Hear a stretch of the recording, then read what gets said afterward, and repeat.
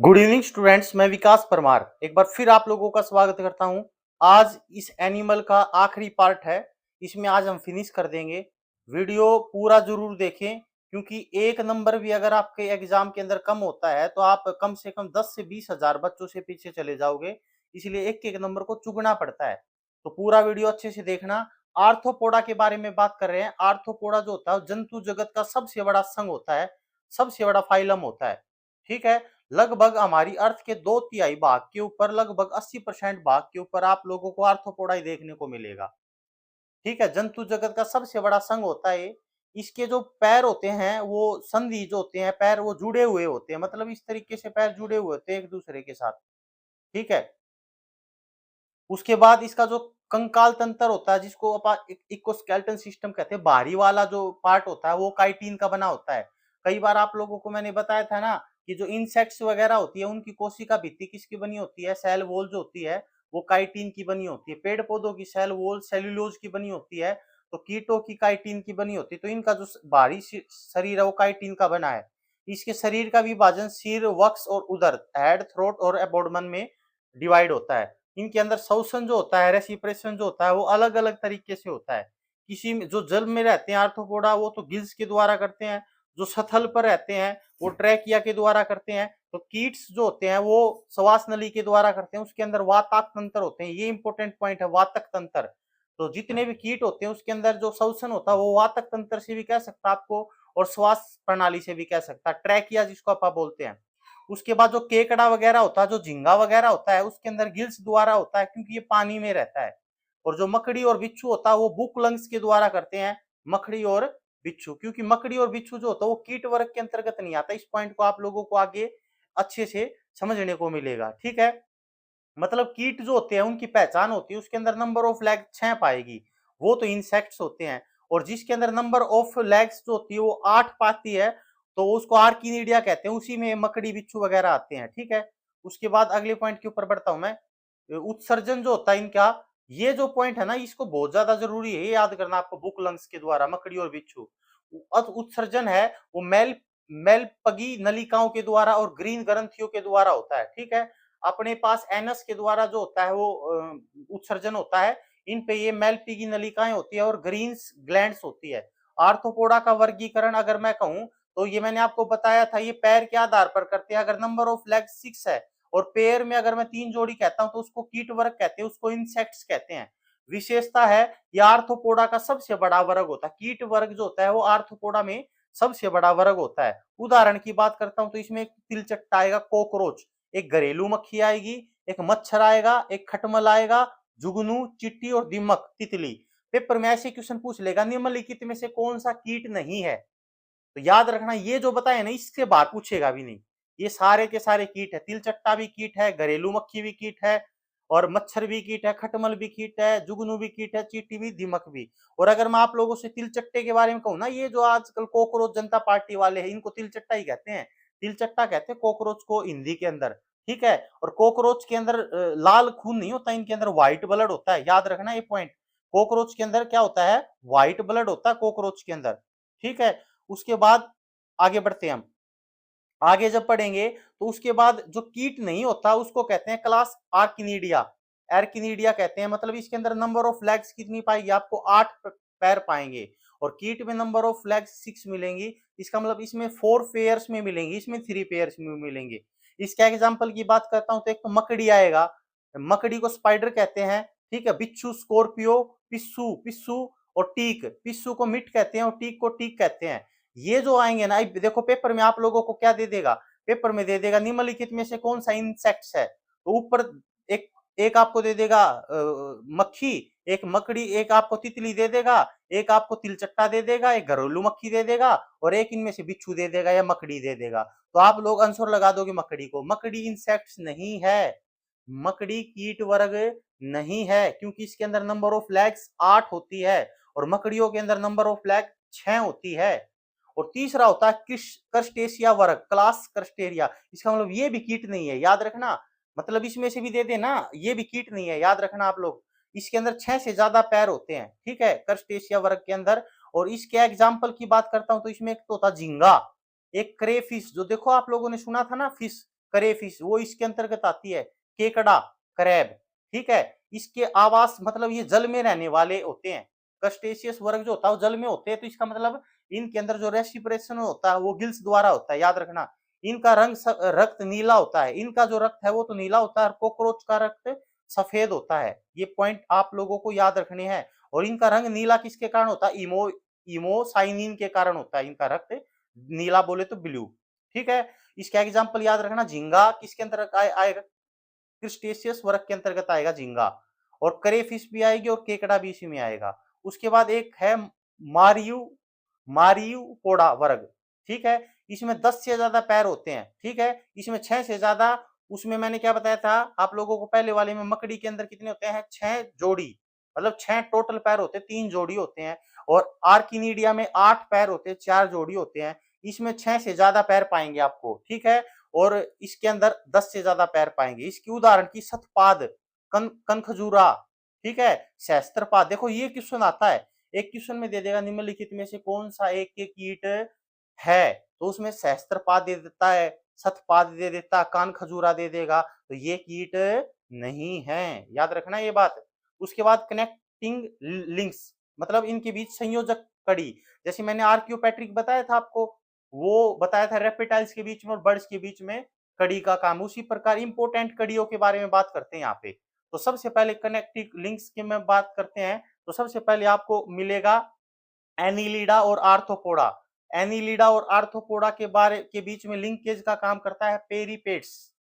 उसके बाद एनिलिडा और मोलस्का के बीच में लिंकेज करता है नियोपिलिना।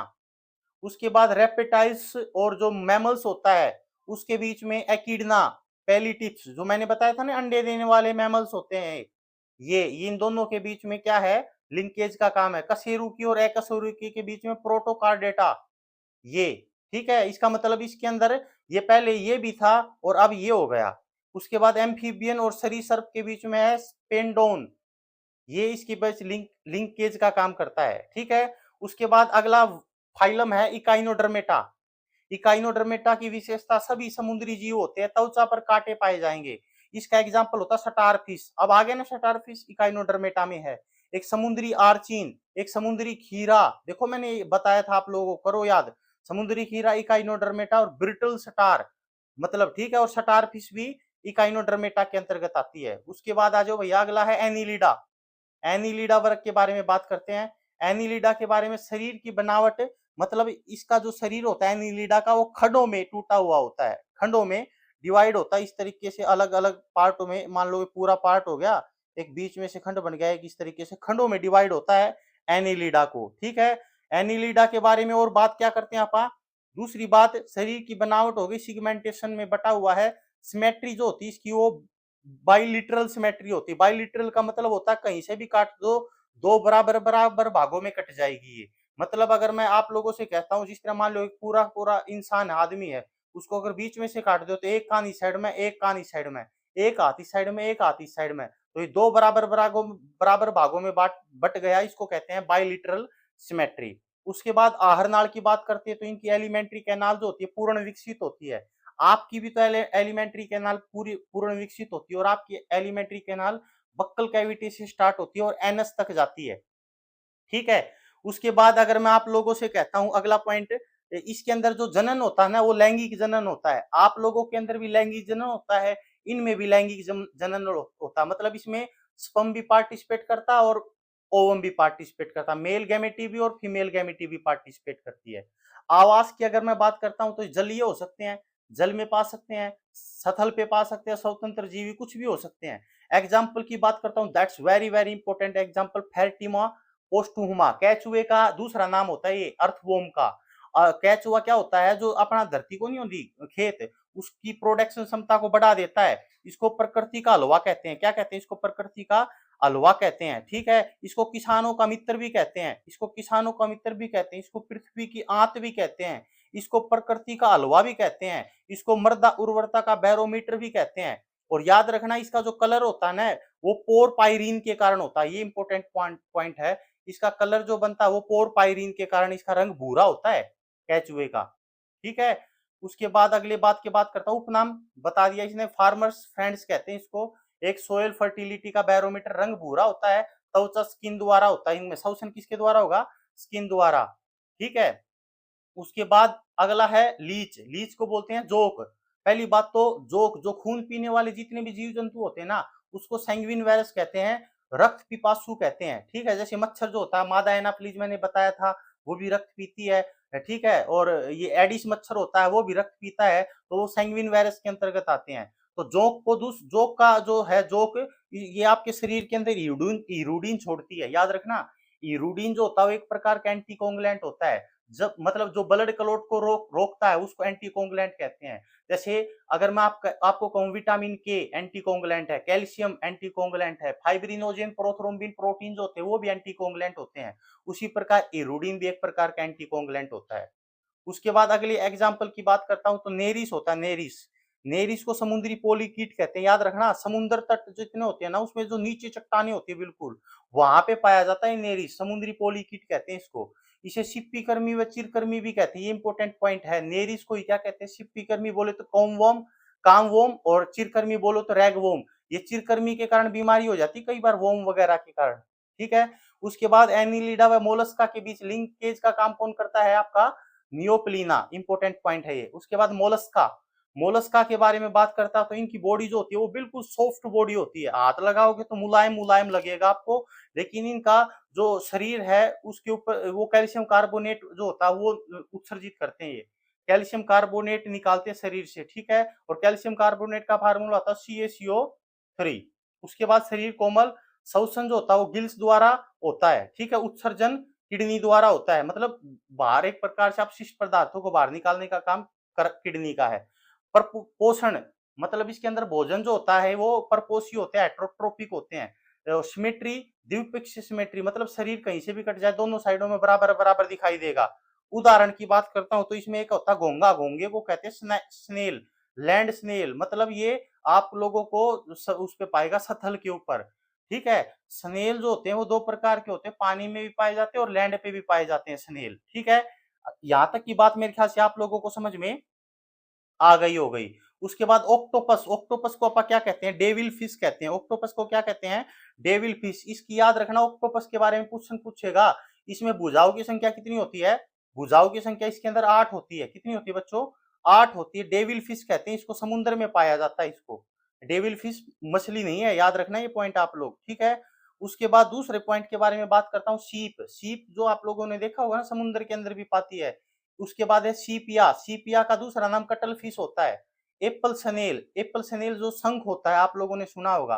काइटिन को समुद्री चूहिया कहते हैं, एलियोटिस। ये सारे के सारे एग्जाम्पल आपके मोलस्का के अंतर्गत आते हैं। ठीक है, अच्छा उसके बाद अगले पॉइंट की तरफ बढ़ते हैं। अगले पॉइंट को क्या कहते हैं? निम्टोडा, निम्टोडा एस्केलेमंथीज।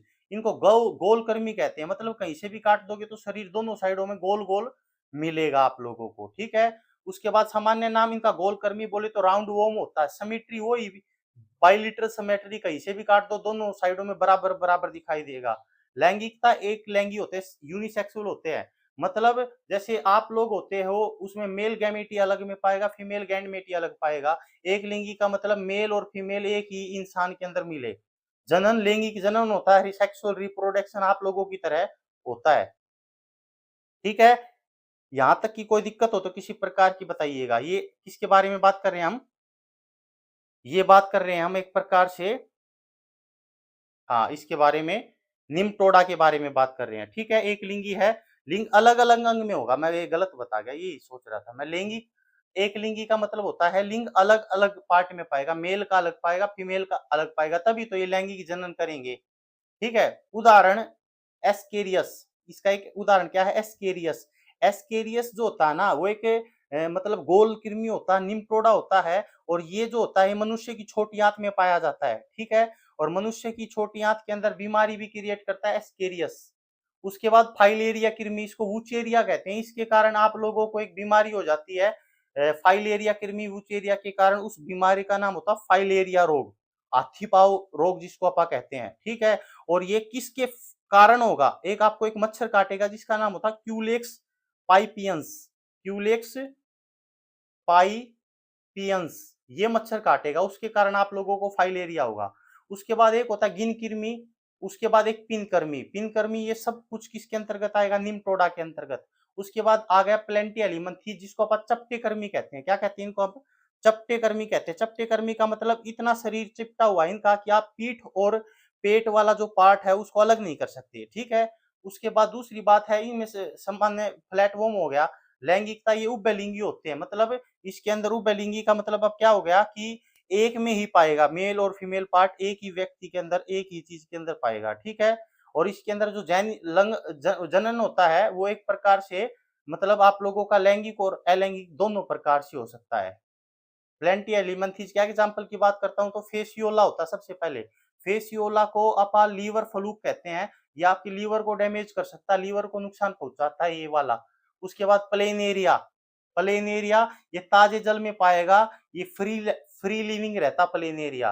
टीनिया और फित्ताकर्मी, टीनिया को फित्ताकर्मी भी कहते हैं, मनुष्य की आंत में पाया जाता है ये फित्ताकर्मी भी। और ज्यादातर जो कच्चे चीज खाओगे ना आप, कच्चे अथवा कम पके मांस में उपस्थित होता है ये फित्ताकर्मी, ठीक है। और इसको ये परजीवी होता है, किसी दूसरे के शरीर में जाके आपको बीमारी दे सकता है। उसके बाद नेक्स्ट पॉइंट आपका कंप्लीट हो गया। तो ये वीडियो कंप्लीट हो चुकी है। अब नेक्स्ट जो आप टॉपिक शायद लेके आएंगे तो ऑप्टिक्स लेके आएंगे, वहां से भी आपके क्वेश्चन बनेंगे। चलो मिलते हैं एक ब्रेक के बाद, तब तक धन्यवाद।